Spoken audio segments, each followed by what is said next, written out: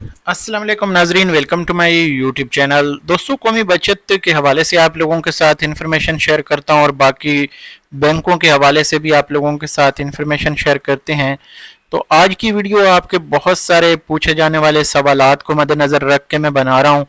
और इस वीडियो में आपको बताऊंगा कि कौन से ऐसे फ्रॉड हैं जो ऑनलाइन बैंक वालों के साथ हो सकते हैं, या जो ऑनलाइन बैंकिंग यूज़ करते हैं, या जो बैंक अकाउंट होल्डर्स हैं, या कौमी बचत वाले हैं। इनसे कौन कौन से ऐसे फ्रॉड हैं जो हो सकते हैं, इनसे आपने किस तरह से बचना है, ये आप लोगों के साथ आज की वीडियो में इन्फॉर्मेशन शेयर करूंगा। सबसे पहले आप लोगों को बताते चलूँ कि कौमी बचत और प्राइवेट बैंक तकरीबन हर तरह से महफूज हैं, लेकिन जब प्राइवेट बैंकों में आपके पास पैसा ज़्यादा पड़ा होता है, फॉर एग्जांपल करंट अकाउंट्स में, तो उसमें जो सबसे बड़ा आपको मसला दरपेश होता है कि आपके अकाउंट्स, जो अकाउंट है उसका स्टेटस, आपके बैंक बैलेंस का स्टेटस जो है वो लीक कर दिया जाता है। और ये बैंकों के जो हेड ऑफिस हैं, उनमें कुछ लोग मिले होते हैं जो पैसों के एवज हमारा, आपका या किसी का भी डाटा जो है वो लीक करके ऐसे लोगों तक पहुंचा देते हैं। या तो वो आपको ब्लैकमेल कर सकते हैं, या कुछ यानी इसमें क्रिमिनल मकासद के लिए वो यूज़ कर सकते हैं। कोशिश करें ऐसे बैंकों का इंतखाब करें जिन बैंकों में आप लोगों के जो अकाउंट हैं या उनके जो बैलेंस हैं वो सिक्योर हों। मैं आप लोगों के साथ हमेशा ये कहता रहता हूँ कि आप लोग अपना बैंक अकाउंट नंबर, अपना आईडी कार्ड नंबर, अपना फ़ोन नंबर कोशिश करें आप अपना डिस्क्लोज़ ना करें, अपनी शनाख्त जो है वो डिस्क्लोज़ ना करें। यहाँ पे काफ़ी सारे लोग मेरे साथ ग्रुप में जुड़े हुए हैं। मैं उन लोगों को हमेशा यही कहता हूँ कि मैं ना तो किसी से कोई पैसे लेता हूँ, किसी भी आपको अगर कोई आपका सवाल हो या आपको मशवरा चाहिए हो, मैं कभी किसी से पैसे जो है वो चार्ज नहीं करता।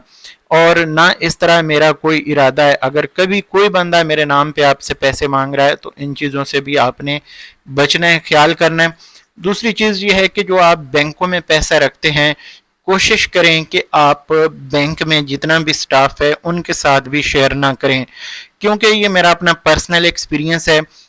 मेरे पास कुछ गाड़ी के पैसे पिछले दिनों बैंक में पड़े थे। गाड़ी मैंने परचेज करनी थी, तो उस वजह से मैंने अपने पैसे जो हैं कुछ सेव करके रखे हुए थे। तो उसमें तकरीबन 4-5 महीने जो है करंट अकाउंट में पड़े रहे। तो उसके बाद कुछ ऐसे मैंने अपने जो इस तरह से मैंने तजर्बा किया, या मेरे सामने इस तरह से कुछ चीज़ें आईं जिससे मुझे लगा कि मुझे ऐसे लोगों ने रीच आउट किया है जो कि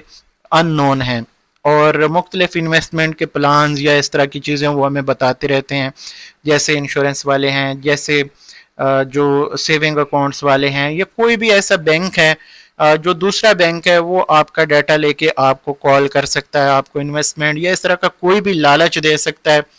जिसमें जॉब का लालच भी हो सकता है, जिसमें आपको कोई और बेनिफिट जो है कमीशन वगैरह के कि आप इन्वेस्ट करें या दूसरों से करवाएं। तो इस तरह से ये आप लोगों के साथ फ्रॉड हो सकता है। आप गलत जगह पे अपने पैसे जो हैं वो ना लगाएं।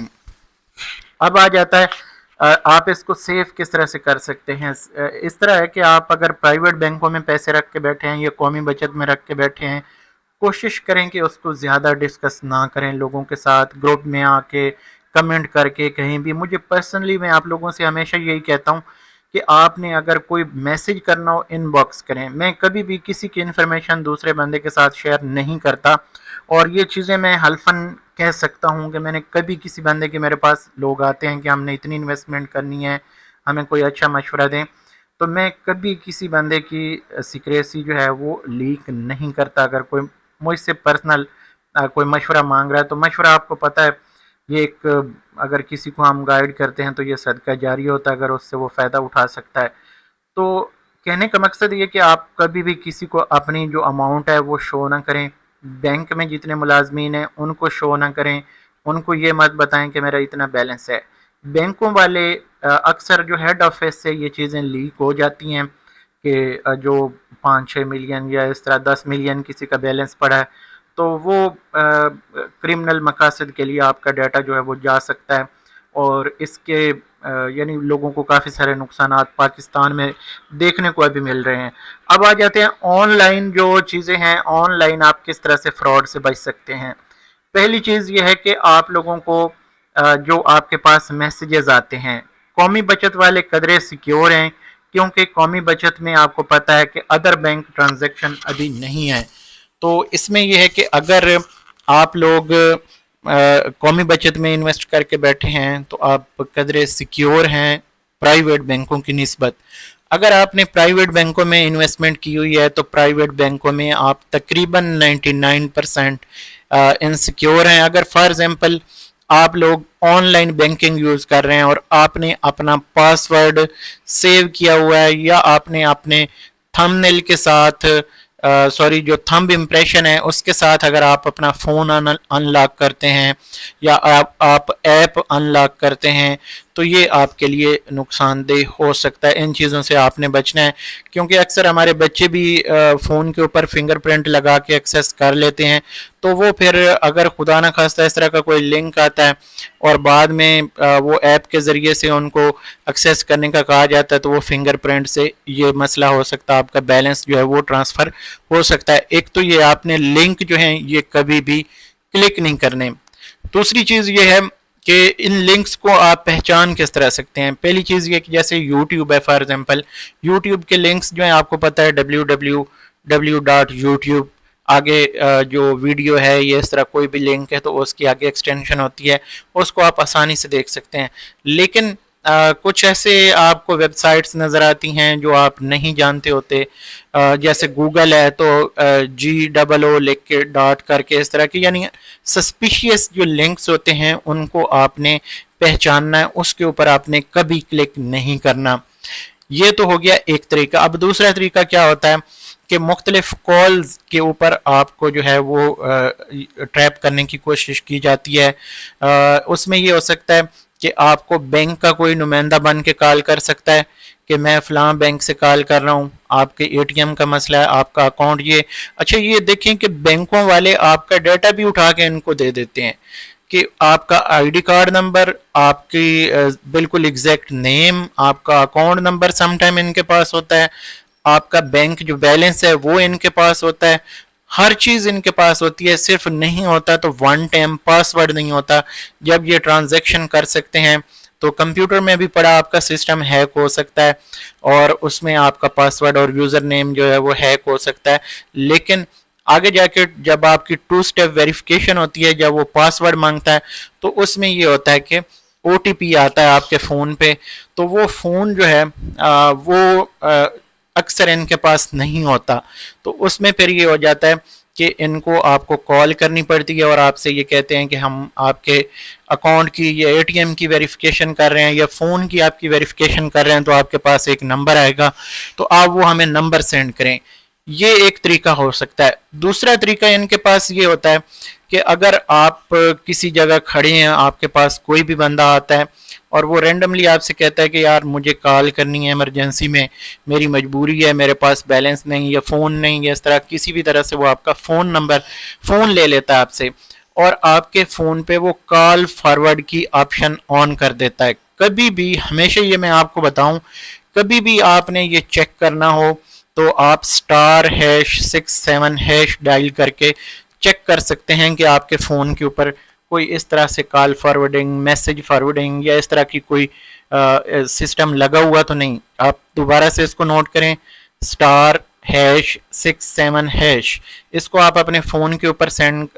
کال کریں گے تو آپ کے سامنے پورا ڈیٹیل آ جائے گی۔ اگر کوئی فارورڈنگ ہے، کال کی ہے، میسج کی ہے یا اس طرح وائس میسج کی ہے تو وہ ساری آ جاتی ہے، تو وہ آپ نے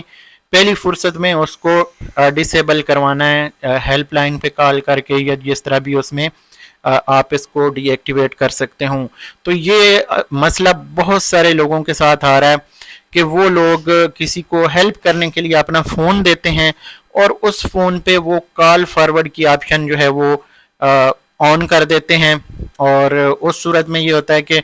اگر آپ کال نہیں اٹھا رہے یا سم ٹائم ایسے بھی ہوتا ہے کہ وہ میسج جو ہے آپ کا فون بند ہے یا کسی طرح بھی وہ اس کے اوپر آپ کو ہیک کر کے وہ آپ کے فون نمبر پہ میسج آنے کی بجائے ان کے پاس چلا جاتا ہے یا کال چلی جاتی ہے، اس طرح سے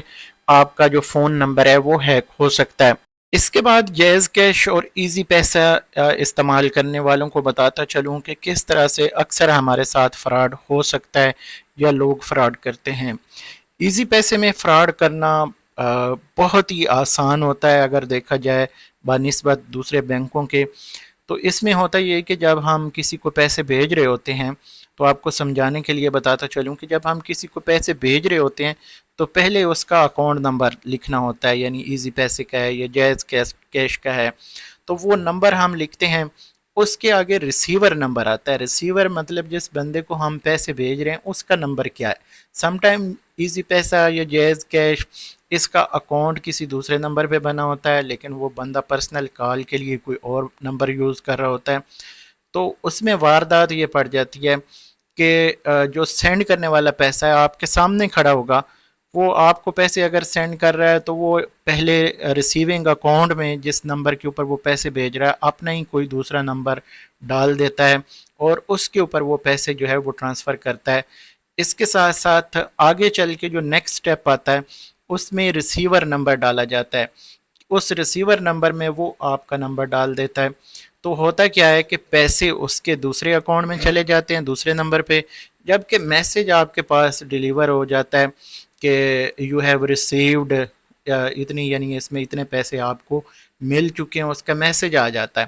آپ بے فکر ہو جاتے ہیں کہ یار میرے پاس جو ہے میسج آ چکا ہے، میرے پیسے آ چکے ہیں، ہم بیلنس نہیں دیکھتے۔ تو اس میں یہ ہوتا ہے کہ جو بندہ فراڈ کرنے والا ہوتا ہے وہ پیسے یا آپ سے کوئی بھی چیز اگر لے رہا ہے تو وہ لے کے چلا جاتا ہے، اور جب آپ اپنا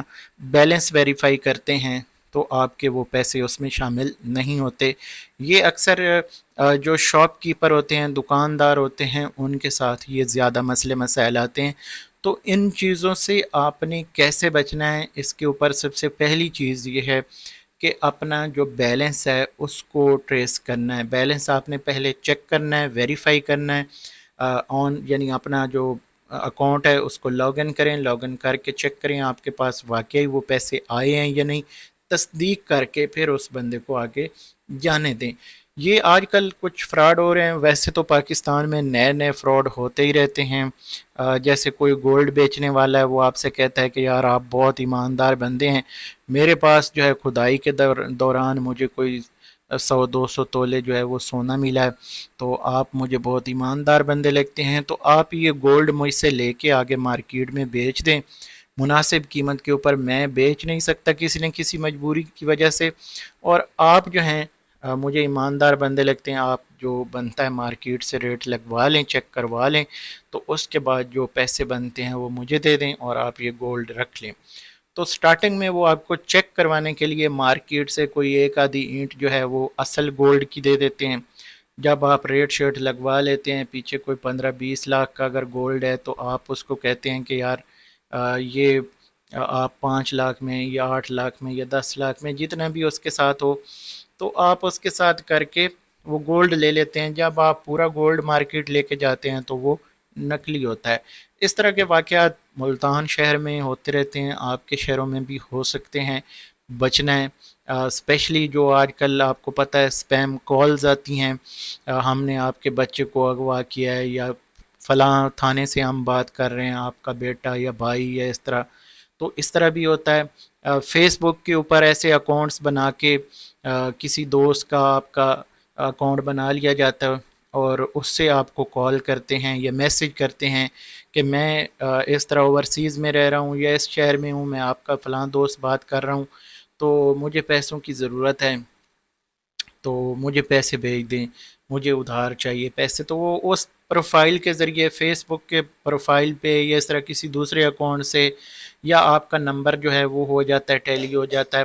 آن لائن۔ میں خود سعودیہ میں رہا ہوں تو وہاں پہ کچھ ایسی ایپس تھیں جن کے اوپر ہم اپنا نمبر جو ہے وہ ویریفائی کرتے تھے، جیسے سعودیہ کا ہے تو ہم اس پہ نا ایک میسیج سینڈ کرتے تھے،